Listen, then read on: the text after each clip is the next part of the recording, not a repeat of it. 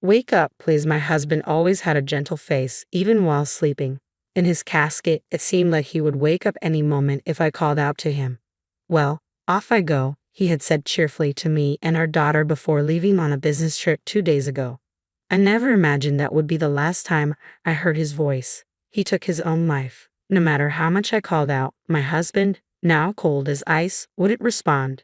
Despite all this, I found it hard to believe what had happened. Then, I noticed a single photo placed on my husband's chest. It was a family photo I didn't remember putting there. Who could have placed this photo here? Intrigued, I picked up the photo and flipped it over. It read, "Run away now." Chills ran down my spine as I turned around and locked eyes with my mother-in-law, who was looking at me with a cold gaze. I had no idea of the nightmares that awaited me. My name is Bella. I'm 32 years old. Both my parents passed away in a car accident when I was still in college, leaving me all alone in this world. The grief was unbearable, but John, my then boyfriend, supported me, and we got married shortly after graduating. We were living happily with our 8-year-old daughter, Hannah. My in-laws consisted of my mother-in-law and brother-in-law. My father-in-law had passed away from a sudden heart attack a year ago, surprising everyone in the family. My in-laws were affluent and ran a business, so we were never in a financial bind. My father-in-law had intended for his kind and considerate younger brother, who had business acumen, to take over as CEO. However, he passed away suddenly before this could happen. Ultimately, the eldest son, my brother-in-law, took over. Father wanted me to take over, but I couldn't possibly do that over my older brother. I'll support him, my husband had said. He respected his brother deeply and had no objection to giving up the position of CEO. My brother-in-law was very kind to me and often spoke to me in a friendly manner.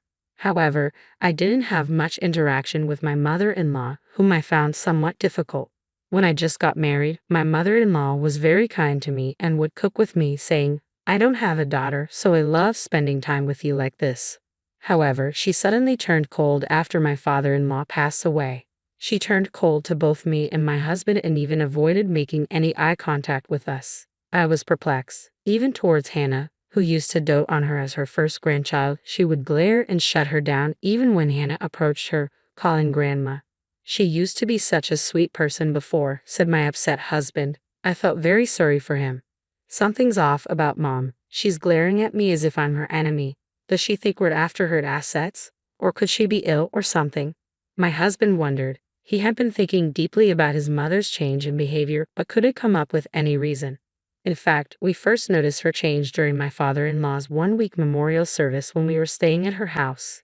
Exhausted from the memorial service, we slept soundly, but when we woke up in the morning, we noticed that the bag with our change of clothes we had left in the room was missing. "Could it be a burglar?" I asked. "No, it's strange that only our bag is missing. Let's look for it," my husband replied. While we were searching, we saw smoke rising from the backyard through the window. In disbelief, we went to check and found our belongings being burned. There was my mother-in-law. "Mom, you didn't do this, did you?" "Mother-in-law, please answer us." My mother-in-law said nothing. Her eyes were wide open, her lips pale white, and her hands were shaking. She seemed scared. "Mom, why did you do this? What is it about us that you don't like?" John asked, confused by her silence. He leaned closer to her and spoke gently. "You're not worried about us going after your assets, are you?" "I'm not after your assets. You can rest easy. We care about you, mother-in-law." Despite her earnest appeals, she coldly declared, "Get out of here, both of you, and don't come back." Baffled, we hurriedly left her house and have since become estranged, barely visiting for the past year. As much as it pained us, we felt like we couldn't reach mother-in-law, who clearly despised us. Then, one day, we received a message from my brother-in-law about the first anniversary memorial service for my father-in-law. All the relatives were gathering, so we decided to go, but my mother-in-law remained as cold as ever. Seeing this seemed to make John think more frequently. "What's the matter, John? Are you worried about mother-in-law?" I asked. "Huh? Oh, it's nothing. If there's anything I can do for you, just tell me," I said. "Don't worry about it, Bella. You don't need to worry about anything," he replied, gently stroking my cheek. His kind smile brought me great relief and soothed my feelings. About a month passed after that. "Well, I'm off," he said as he left for his business trip, cheerfully greeting me and our daughter Hannah, as usual. But he quickly returned, saying, "I forgot to give you this." and handed me a cute little charm. "This will surely protect you," he said with his gentle smile. I thought to myself how truly grateful I was to be married to him. However, a shocking event occurred the very next day. John had taken his own life. His car was found parked on a mountain road near my parents' house in Colorado. Inside the car, he was frothing at the mouth, taking his last breaths. Although he had told me he was on a business trip, his company said there were no trips scheduled that day. Moreover, I was told that just before his death, he had called my brother-in-law and whispered, "I can't go on living. It has become too painful. I'm sorry." I tried to stop him, but it turned out like this. My brother-in-law repeatedly apologized to me. According to the police, traces of a poisonous plant were found in his stomach. They said that this plant grows naturally in the mountains and can be easily obtained with a little knowledge. In the end, given my brother-in-law's testimony, it was concluded that John had likely consumed it to end his own life. I bitterly blamed myself for not noticing his pain and having no clue why this happened. In front of my husband's body, I was about to collapse, but my brother-in-law supported me. "Stay strong, Bella. This is hard for me too. I wish I had been more understanding of John's feelings." "Why? Why did this happen?" I cried, holding on to Hannah, who was also crying. But my mother-in-law was glaring at us with a pale face, showing no tears. While I was overwhelmed with grief, my brother-in-law and colleagues from the company proceeded with the funeral arrangements. "Please wake up," I whispered on the day of the funeral. My husband John lay peacefully in the casket with his usual gentle expression. It seemed as if he would wake up any moment if I called out to him. As I clung to my husband, tears streamed down my cheeks. Then I noticed it. A single photo was placed on John's chest. Who could have placed this photo here? Curious, I picked up the photo to find that the part of the family photo showing John's face had been slashed mercilessly with a cutter. On the back of the photo was the phrase, "Run away now, S." What does this mean? Who could this message be directed to? As shivers ran down my spine, I turned around and locked eyes with my mother-in-law, who was glaring at me with icy eyes. Could it be her? When I stared back, she hurriedly averted her gaze. At that moment, I felt my mother-in-law knew something. So I discreetly slipped the photo into the pocket of my mourning dress without anyone noticing. After the funeral, once things had calmed down a bit, I started to think again about the photo. I still didn't know who had put the photo in the casket. I thought this S in the message might be someone's initial. The only person I could think of with a name starting with S was Scarlett, my mother-in-law. I always found it hard to believe that John would take his own life and leave me and our daughter Hannah behind. I hoped to find any reason, however small. That's why I decided to bravely visit my mother-in-law. When I arrived at her house, she greeted me with the same cold expression. Unfortunately, my brother-in-law was at work and wasn't home, so it was just the two of us. "What brings you here all of a sudden?" she asked. "Well, I was hoping to find out more about why John passed away. I thought there might be some clue here at his childhood home," I replied, lying on the spot because I didn't have the courage to confront her directly. As I looked for a topic of conversation, I glanced at the large bookshelf that covered one wall of the living room. The bookshelf, a product of the book-loving family, was filled with novels, encyclopedias, and dictionaries. There were also a few books that John had read during his student days. I couldn't help but pick up a few out of nostalgia. Each book had a stamp at the end of every page to indicate who it belonged to. Next to John's initial J was a small cuddling cat. That was so like him, and a smile escaped my lips. However, I could feel the cold stare of my mother-in-law on my back as I continued to flip through the books. Suddenly, I noticed a book that still had a cover on it. Picking it up, I saw it was a book on poisonous plants. There were several post-it notes in it, and when I opened one, it was about the poisonous plant that my husband had used. At the last page of the book, there was also a stamp of ownership. "Mother-in-law, what is the meaning of this?" I asked. She burst into tears. "I am the one to blame. Forgive me." The truth, she confessed, was shocking. "Please tell the police," I said. "Yes, I understand," she replied, and so I reported it to the police. Just then, my brother-in-law returned home, unaware of the situation. Noticing the sorrowful look on my mother-in-law's face, he asked with a worried expression, "What happened? Even Bella's here. Did something happen?" "I just wanted to discuss my husband with my mother-in-law," I said. "I see. Losing him must have been hard for you. Are you feeling a little better now, Bella?" he asked. As I mumbled and looked down, unable to tell him the truth, he began to speak something unexpected. I know it's not the right time to say this, but I've always had feelings for you, Bella. I also think Hannah is adorable. Would you consider remarrying me? He asked. I was surprised by his sudden revelation. I never expected my brother-in-law to have such feelings for me. Thank you, brother-in-law, but I can't think about such a thing right now.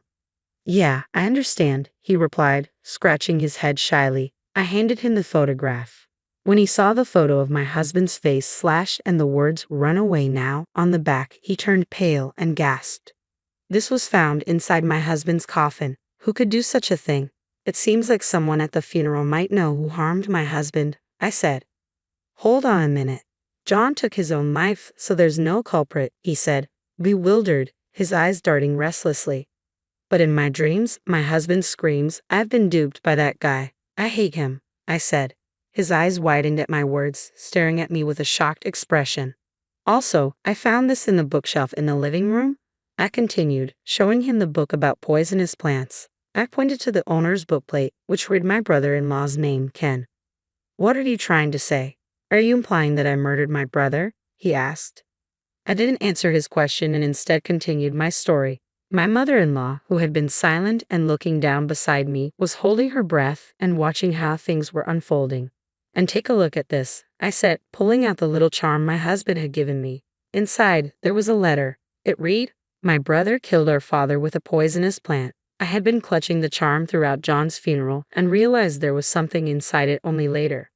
This isn't valid evidence, my brother-in-law scoffed. Then what about this? I pulled out my phone and played a video. It showed a conversation between my husband and my brother-in-law. In the video, my brother-in-law admitted that he took their father's life on purpose. He even said, I'm not coming after your family. I will turn myself in to the police. My husband had secretly set up a camera in their parents' house, as mentioned in the letter he left for me. You confessed your crime to my husband, then reassured him you'd turn yourself in, only to take his life using the same poisonous plant, didn't you? John trusted you until the very end. Why did you do such a thing? I pressed him. My brother-in-law's expression shifted from gentle to terrifying as he glared at me, clicking his tongue in frustration. At that moment, my mother-in-law burst into tears, sobbing out loud. Why? Why such a cruel thing? She had just confessed everything to me. The brothers had been very close during their childhood, but over time, my brother-in-law grew envious of his talented younger brother and started messing with him through petty pranks like hiding and damaging his possessions. Aware of this, my in-laws disciplined my brother-in-law strictly, but John never blamed him and continued to admire him. This disheartened my mother-in-law. After my father-in-law passed away, my mother-in-law found a book about poisonous plants while cleaning the bookshelf. Although my husband was diagnosed with a heart attack, he had never been warned of any heart issues in his previous medical checkups. She suspected something wasn't right and noticed a bookmark in the book detailing symptoms similar to those my husband had before he passed away. She also found a photo of John's face slashed with a box cutter hidden within the pages of the book. Without concrete evidence and knowing my brother-in-law wouldn't admit to anything, my mother-in-law chose not to confront him. During my father-in-law's memorial service, she was deeply shaken to find my brother-in-law burning our bags to keep us away from the family home. She explained this in a pained voice, her face lined with worry. Even though we stopped visiting their home, my mother-in-law noticed my brother-in-law becoming more and more grim, murmuring to himself, I have to do something about John. She tried to warn me about it at my husband's first memorial by passing the message to run away now using the photo. She also whispered to John that Ken might have killed their father, but it backfired. Had my husband not known, he probably wouldn't have gone to meet my brother-in-law, and things wouldn't have turned out this way. My mother-in-law regretted and blamed herself for everything. I couldn't respond to her words. It's all because our father decided not to let me take over the company. But John always said he couldn't become president by pushing you aside. Like I care. Both your father and John loved you. You didn't have to go this far. What's the point now? The parents who only doted on my younger brother are to blame, and so is the good boy, he sneered. As I stood there, heartbroken and dismayed, the weight of the family's hidden resentments and tragedies pressed down on me. It's all your fault, John, my brother-in-law spat, his defiant expression sending chills down my spine. How dare you take away my dear husband? I will never forgive you. Shut up. If you hadn't meddled, I might have even made you my wife, he retorted. Suddenly, my enraged brother-in-law pulled out a knife he had been hiding and started coming at me. I cried out for help and tried to escape, but he was quick and soon stood right in front of me. Cornered and facing a raised knife, I instinctively closed my eyes. At that moment, a loud thud hit. Someone had jumped in to protect me. It was my mother-in-law. Mother-in-law, are you okay? I asked, seeing blood seeping from her arm. We're missing, she held her wounded arm. Ken, please stop doing these awful things. Please turn yourself in. Shut up. Both of you just have to disappear, he shouted. You became the CEO you always wanted to be. Why would you go this far? I asked, desperate for answers. I need money, he snarled. Having taken over the company without any managerial talent, my brother-in-law had accrued substantial debt within a year. He was now in desperate need of money and had even taken out a high-value life insurance policy on my husband. It's funny. John believed me easily when I said I was going to turn myself in. He laughed menacingly. I felt intense revulsion at his demeanor. But John still wanted to save you. Why didn't you understand that? It's all my parents' fault for favoring John over me, he screamed. At that moment, the police who had been called earlier arrived. My brother-in-law struggled until the end, pleading, I did nothing wrong. Forgive me. Overlook this. You deserve to go to hell. I snapped. My brother-in-law gasped, finally calming down as he was taken away by the police. Fortunately, my mother-in-law's injury was not serious. In the end, my brother-in-law showed no signs of remorse and will likely remain behind bars. I am now living with my mother-in-law at her place. She has returned to her old self and is loving towards my daughter Hannah. We are happily living together, and the letter in the charm had more to it. Bella, you are my treasure. I love you always. Embracing my husband's feelings, I have decided to keep living, cherishing the love we shared.